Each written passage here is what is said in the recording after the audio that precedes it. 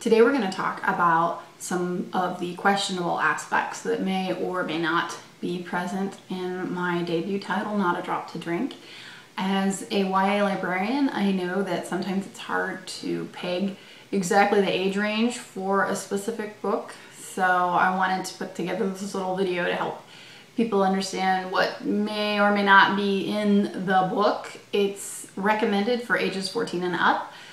I probably would have been allowed to read this book before 14, but I didn't exactly turn out normal, so.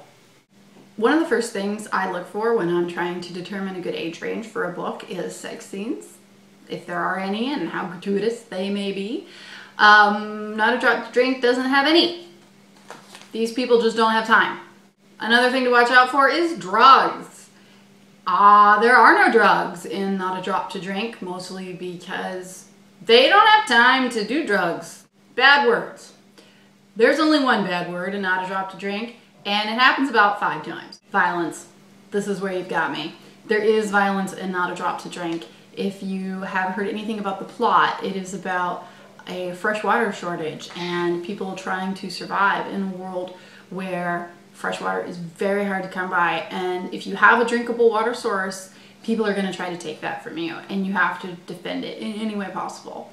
There is not gratuitous violence, but it is realistic violence. There are no sci-fi or fantasy elements. It is quite simply people killing people that are trying to kill them.